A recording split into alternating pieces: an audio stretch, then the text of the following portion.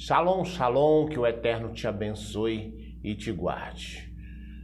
Vou falar hoje sobre Jacó. O nome Jacó não significa trapaceiro. Vamos ler Gênesis capítulo 25, versículo de número 26, que diz: Depois nasceu o irmão, segurava com a mão o calcanhar de Esaú, por isso lhe chamaram Jacó. Repare isso, por isso lhe chamaram Jacó. Por isso lhe chamaram Jacó. Jacó, a palavra Jacó não significa, como a maioria das pessoas acreditam, como a maioria das pessoas ensinam, trapaceiro. Não tem nenhum lugar que você pode comprovar esse fato. Jacó não significa trapaceiro. E eu vou mostrar isso para vocês nesse vídeo. Em hebraico, a palavra Jacó é Yaakov. E a palavra calcanhar é Akev. Então as duas palavras são muito similares. Levando em conta que no hebraico não se usa vogais, então são praticamente as mesmas letras, exceto uma. Eu vou colocar na tela aí para você as duas palavras e você vai ver a similaridade. Então repare a palavra Akev e a palavra Yaakov. São praticamente as mesmas palavras. Então a palavra Yaakov ou Akev significa a mesma coisa. Akev significa calcanhar. A palavra Yaakov seria aquele que segura o calcanhar. Aquele que segura o calcanhar e não trapaceiro. Isso de acordo com o idioma hebraico, que era o idioma a qual Jacó pertencia. Era a cultura a qual ele pertencia, a língua materna deles. Então não tem como colocar trapaceiro, colocar enganador nesse contexto, porque não é esse o significado da palavra Yaakov. Pois bem, partindo desse princípio, nós temos um outro argumento. Repare comigo. Você que está me ouvindo, você que é mãe, você que é pai, eu te faço uma pergunta.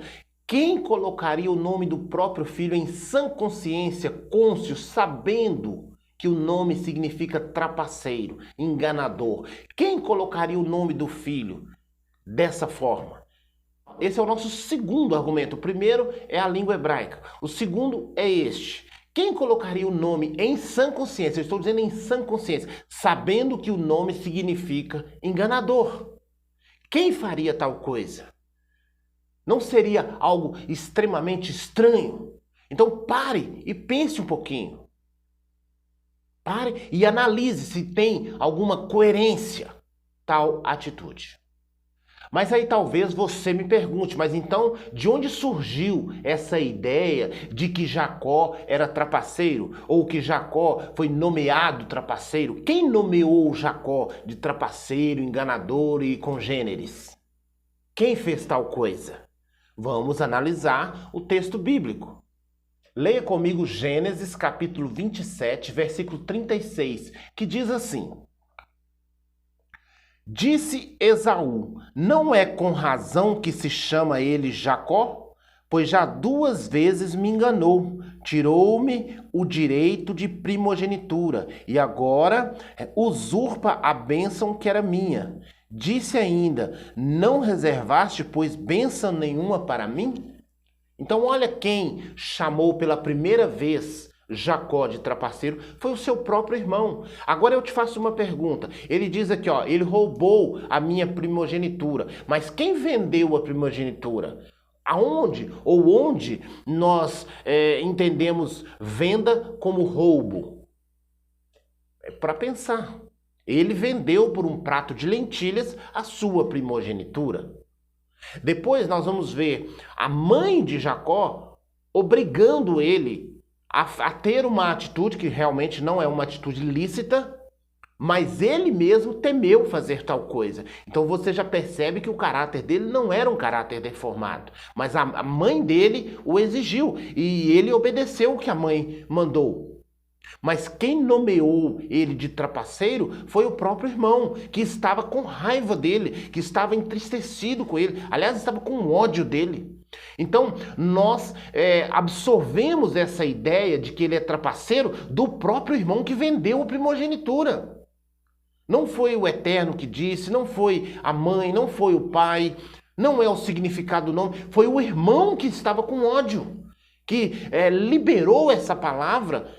E isso perpetuou até os dias de hoje. E hoje nós encontramos uma igreja ensinando que o patriarca Jacó é trapaceiro, ou foi trapaceiro, ou seu nome significa trapaceiro. Coisa que não é realidade, não é verdade. Então nós já sabemos que o nome não significa trapaceiro, e nós já sabemos também quem nomeou, de onde originou essa ideia. Essa inverdade. Então nós já temos aí pontos fortes para entender o assunto de forma correta.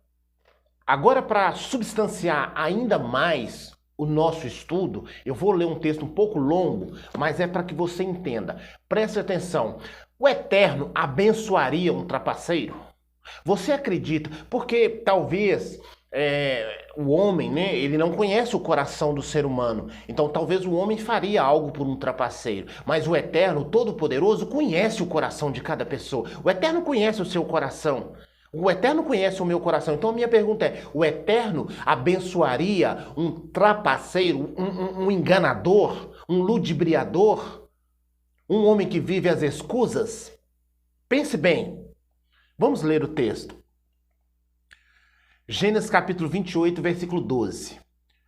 E sonhou, eis, posta na terra uma escada cujo topo atingia o céu, e os anjos de Deus subiam e desciam por ela. Perto dele estava o Senhor, dele aqui é o Jacó. Perto de Jacó estava o Senhor, e lhe disse, eu sou o Senhor, o Deus de Abraão teu pai, o Deus de Isaque. A terra em que agora estás deitado, eu te darei, a ti e a tua descendência. A tua descendência será como o pó da terra. Estender-te-ás para o ocidente e para o oriente, para o norte e para o sul, e em ti e em tua descendência serão abençoadas todas as famílias da terra. E eis que eu estou contigo e te guardarei por onde quer que fores, e te farei voltar a esta terra, porque não te desampararei até cumprir tudo que te foi falado. Então preste atenção, olha o nível de bênção. Agora detalhe, nesse momento da vida de Jacó, ele estava fugindo da sua terra, fugindo de Labão, que queria matá-lo. E Deus então abençoaria um trapaceiro que estava fugitivo porque trapaceou. Você acha mesmo, você acredita mesmo que Deus teria tal atitude, que o Eterno teria tal atitude? Eu, particularmente, não consigo acreditar num Deus justo que abençoa uma pessoa que trapaceou para roubar a bênção da primogenitura, e Deus então concorda e dar a bênção da primogenitura para ele, sabendo que ele trapaceou. Então eu não acredito nisso. Se Deus lhe deu a bênção, nós sabemos pelos textos bíblicos que a bênção já era dele, foi profetizado para a mãe dele ainda no ventre, que ele seria abençoado. Deus abençoaria o menor e não o maior. Que a bênção da primogenitura é do maior, mas lá no ventre, eu vou colocar para você esse texto aí. Eu vou escrever esse texto aí para que você não tenha dúvida. Deus dizendo que abençoaria Jacó, o menor, e não o maior. Então a bênção já era dele, ele não roubou, ele não tirou, apenas o irmão dele entregou de mão beijada aquilo que já era dele. O irmão dele cedeu aquilo que já era dele. Por que ele cedeu? Porque nunca foi de Esaú. Por isso que ele não valorizou, por isso que ele não quis, por isso que ele não fez questão. Então, Jacó não roubou. Por isso ele foi abençoado. porque ele estava debaixo da profecia. O texto aqui que nós acabamos de ler vai dizer assim, ó, para que se cumpra tudo aquilo que de ti foi falado, ou foi referido, e foi falado, que ainda no ventre da mãe dele, que ele teria a bênção. Então, ele não roubou nada de ninguém. Por isso eu digo, Deus abençoou Jacó porque ele não era trapaceiro, porque ele não era uma pessoa de mau caráter. Agora, para a gente fechar com chave de ouro, tem uma expressão na Bíblia muito conhecida, eu tenho certeza que você já ouviu, dizer assim, ó, o Deus de Abraão, Isaque e Jacó. Né? É uma expressão vasta, é uma expressão muito falada, é uma expressão muito conhecida. Aí eu fico pensando, Abraão significa pai de nações. Isaac significa risos. E suponhamos que Jacó significa trapaceiro. Aí estaria dizendo o Deus do pai de multidões, do riso e do trapaceiro. Vê se tem alguma coerência. Vê se o próprio Deus seria conivente com tal coisa. Vê se isso está de acordo com o que nós conhecemos da Bíblia Sagrada, com o que nós conhecemos do Criador. O Deus do Pai de Nações, do riso e o Deus do trapaceiro. Seria isso mesmo possível? É óbvio que não, queridos. É óbvio que não. É óbvio que não. Nós temos a ciência, a consciência que não existe possibilidade para isso. Porque Deus é Deus dos santos. Deus é Deus dos justos.